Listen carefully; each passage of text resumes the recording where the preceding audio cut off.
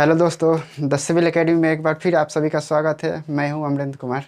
एक बार फिर आ चुके हैं समाजवाद एवं साम्यवाद का चौथा पार्ट लेकर के। यदि आप इसका तीसरा पार्ट नहीं देखे होंगे तो आपसे रिक्वेस्ट है कि सबसे पहले आप तीसरा पार्ट देखिए, जिसमें हमने काफ़ी डिटेल से ये डिस्कस किया हुआ है। बोल्शेविक क्रांति का तत्कालिक कारण, विश्व युद्ध में एवं मार्च की क्रांति और राजतंत्र का अंत। ठीक है। उसके बाद आज इस नए पार्ट में यानी इस चैप्टर का चौथा पार्ट होगा, जिसमें हम लोगों ने पढ़ने वाले हैं कि बोल्शेविक क्रांति जो नवंबर 1917 में संपन्न हुआ था, उसके बारे में कि कैसे कैसे प्रयास किए गए इस क्रांति को सफल बनाने के लिए। ठीक है। सबसे पहले हम देखते हैं 12 मार्च 1917 ईस्वी में जैसे ही रूस से राजतंत्र खत्म हुआ, वैसा ही जर्मनी के सहायता से बोल्शेविक दल का एक बहुत ही महान क्रांतिकारी लेनिन रूसी राजनीतिक मंच पे आगमन होता है। लेनिन पेट्रिग्राद आने के बाद जैसे ही उसने राजनीतिक आंदोलन में अपना कदम रखा, उसके बाद उसने अपने पूरे कार्यक्रम को स्पष्ट रूप से लोगों के सामने रखा। आगे चल के इस कार्यक्रम को बोल्शेविक दल को अप्रैल थीसिस के नाम से जानते हैं। अप्रैल थीसिस जो लेनिन के द्वारा तैयार किया गया एक कार्यक्रम था, जिसमें आगे की रणनीति अर्थात बोल्शेविक क्रांति में बोल्शेविक दलों को कैसे कार्य करना है, जैसे उदार समाजवादी या जो केरेंस्की के नेतृत्व में सरकार चल रही थी, उसे निजात पाने के लिए अर्थात उसे हटाने के लिए रूस से जर्मनी के सहायता से स्विट्जरलैंड से लाया गया लेनिन अप्रैल थीसिस कार्यक्रम के बाद उसने 3 नारा दिया, जिसमें भूमि, शांति और रोटी का ये नारा जो ये प्रदर्शित करता है कि रूसी जनता को शांति से रहना, अर्थात रूसी जनता अब आराम से आगे की अपनी ज़िंदगी जीने के लिए बोल्शेविक क्रांति को सामने लाया। ठीक है। इसके साथ ही 7 नवंबर 1917 पुराने कैलेंडर के अनुसार 25 अक्टूबर 1917 को बोल्शेविक दलों ने सरकारी भवनों, रेलवे, परिवहन अर्थात सरकारी दफ्तर हो या सरकारी मकान या बैंक, बड़े बड़े उद्योगों पर इन्होंने अधिकार कर लिया, जिसका कारण हुआ कि उसी दिन केरेंस्की सरकार को रूस से भाग जाना पड़ा और वो पलायन कर गया। उसके बाद रूस में बोल्शेविक क्रांति सफल हो गई और रूस का आगे का जो कार्यक्रम था वो बोल्शेविक दलों के हाथ में था, जिसका अध्यक्ष लेनिन था। अध्यक्ष लेनिन बनने के बाद लेनिन सरकार में ट्राटस्की को बोल्शेविक दल का विदेश मंत्री बनाया गया। इसलिए सबसे पहला ऐसा समय था जब समाजवादी जो पार्टी थी या समाजवाद थी रूस में पूरे विश्व में सबसे पहले रूस में लागू किया गया था। अर्थात सबसे पहले रूस में सर्वहारा सत्ता आया था बोल्शेविक के साथ। लेनिन सरकार बनने के बाद अर्थात समाजवादी सरकार बनने के बाद लेनिन ने सबसे पहले क्या किया कि ब्रेस्टोवस्क नाम का एक संधि किया जर्मनी के साथ। इसमें क्या था कि ये प्रथम विश्व युद्ध से अपने आप को अलग करना चाहता था। इसका कारण यह था कि पहले से ही जूझ रहे रूस के आंतरिक मामला जैसे भूखमरी, बेरोजगारी, गरीबी से बाहरी मामलों को छोड़ करके आंतरिक मामले पर ध्यान देना चाहता था, जिसके कारण उसने जर्मनी के साथ संधि करके प्रथम विश्व युद्ध से हटने का निर्णय लिया। इसके साथ ही रूस को इस संधि के लिए अपने 1/4 ज़मीन भी गंवानी पड़ी, लेकिन वो फिर भी ये बात मान गया और प्रथम विश्व युद्ध से अलग हो गया।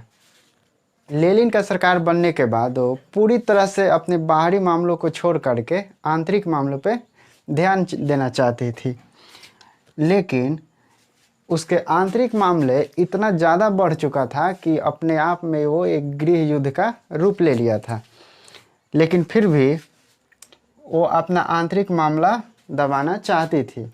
उसके बाद क्या हुआ कि एक तो पहले रूस अपने आंतरिक मामला से जूझ रहा था और अपने आंतरिक मामला को अच्छे सुदृढ़ बनाने के लिए वो प्रथम विश्व युद्ध से अलग हुआ, लेकिन उसके साथ ही जापान, अमेरिका, ब्रिटेन, फ्रांस जैसे 4 देशों ने रूस पे हमला कर दिया।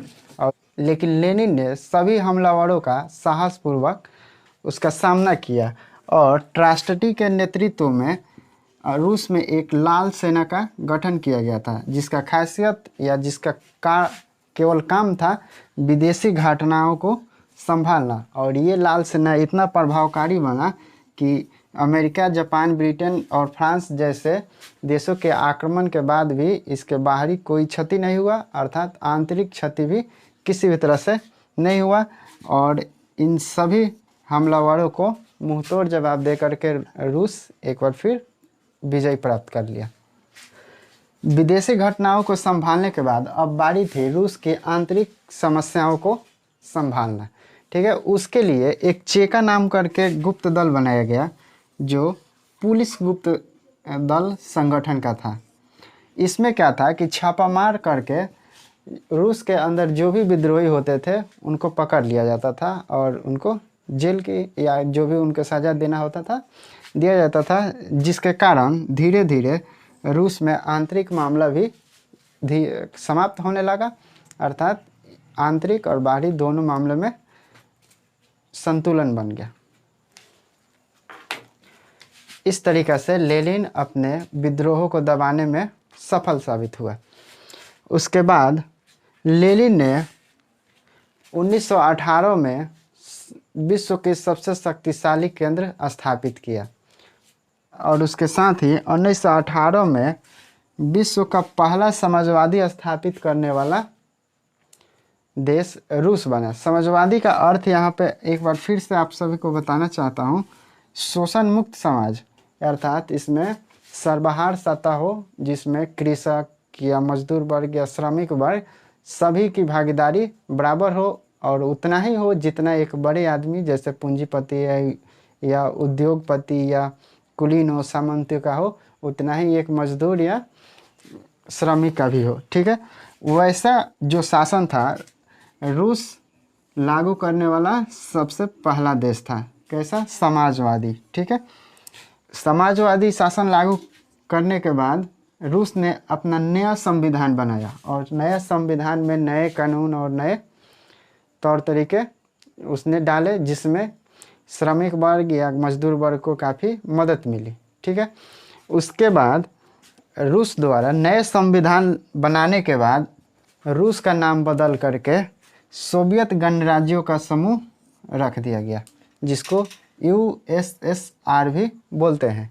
इसका पूरा नाम होता है union of Soviet socialist Republic.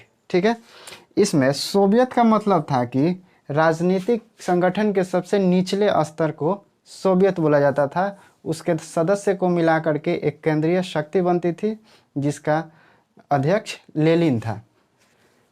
इस नए संविधान में जो बदलाव किए गए उसमें लेनिन द्वारा ये बताया गया कि 18 वर्ष के ऊपर के सभी नागरिकों जो उत्पादन क्षेत्र से जुड़े हुए हों उनको मताधिकार दिया जाएगा।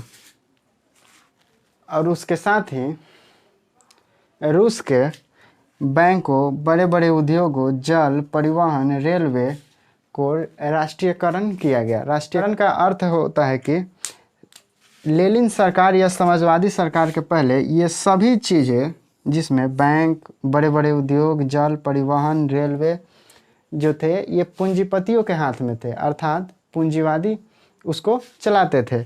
लेकिन जैसे ही समाजवाद आया, इसको राष्ट्रीयकरण किया गया, अर्थात सरकार के हाथों में ले लिया गया। ठीक है, राष्ट्रीयकरण होता है सरकार के हाथ में, और जैसे पूंजीपति के हाथ में जाता है उसको निजीकरण बोलते हैं।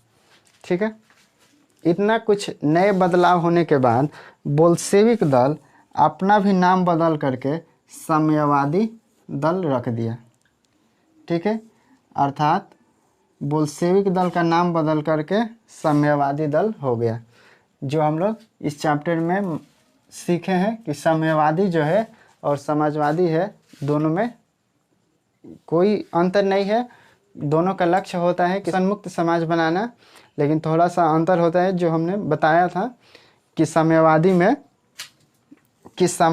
में ज़रूरत के हिसाब से श्रमिकों को पैसा देने की पेशकश की जाती है। उसके बाद राष्ट्रीय के नेतृत्व में गठन किया गया लाल सेना, जो विदेशी हमलावरों को सबक सिखाने अर्थात विदेशी हमलावरों से निजात पाने के लिए जो बनाया गया था लाल सेना, उसी के नाम पर या उसी के प्रतीक चिन्ह पर साम्यवादी दल का राष्ट्रीय झंडा रखा गया और लाल झंडे पर हंसुए तथा हथौड़े का चित्र बनाया हुआ मिलता है, जो आगे चल कर के रूस के राष्ट्रीय झंडा के रूप में समाजवादी दल ने लागू किया। साथ ही आगे चलकर लाल झंडे पर हंसुए और हथौड़े के जो निशान बनाए होते थे वो साम्यवादी दल का प्रतीक बन गया। इतना कुछ बदलाव करने के बाद लेनिन के बाद अब दूसरी जो समस्या थी वो थी भूमि पुनर्वितरण की। अर्थात बहुत सारे ऐसे भूमि थे जो बड़े बड़े लोगों के हाथों में थे और किसान उन पे मजदूरी करते थे, लेकिन अब लेनिन के दिमाग में आया कि वो क्यों नहीं जो बड़े बड़े एक ही आदमी के हाथ में जो बहुत सारे ज़मीन है उसमें से कुछ हिस्सा जो है वितरित कर दे, या लगभग सभी हिस्सा या समान प्रणाली के द्वारा सभी किसानों में बांट दे। उसके बाद यही सोच करके भूस्वामी का भूमि जो था किसानों में पुनर्वितरित कर दिया। ठीक है, उसके बाद पुनर्वितरित करने के पहले ही किसान भूस्वामियों के भूमि पर अधिकार कर चुके थे, बस लेनिन ने उसको वैधता दे दी। लेनिन के इस कदम को रूस में बहुत आलोचनाएं की गई, इसलिए की गई कि समाजवादी सरकार में भूमि का मालिक सरकार होता है या राज्य होता है, लेकिन इसमें किसान समाजवादी सरकार बनने के बाद भूमि को किसानों को मालिक बनाया गया। इस आलोचना का जवाब देते हुए लेनिन ने कहा कि समाजवादी दल तो है, लेकिन यहाँ पे किसानों की जो बहुमती है वो ज़्यादा है और बोल्शेविक दल जो है वो अल्पमत में है, इसीलिए भूस्वामियों की भूमि किसानों में पुनर्वितरित कर दिया गया है।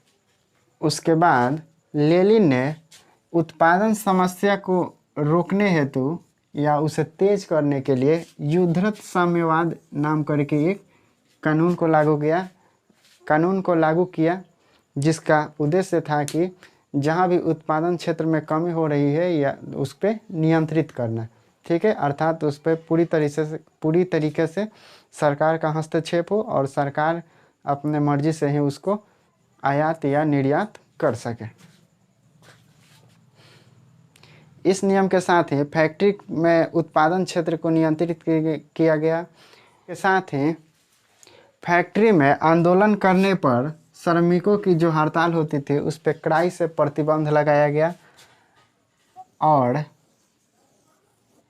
किसानों से बलपूर्वक उसके अनाज वसूलने की नीति लगा दिया, जिसके कारण बहुत सारे किसान डर करके अपने अनाज को जला देते थे अर्थात फेंक देते थे, जो आगे चल कर के 1920 से 21 के बीच में ऐसा स्थिति हुआ कि कृषि की उत्पादन भी गिरी और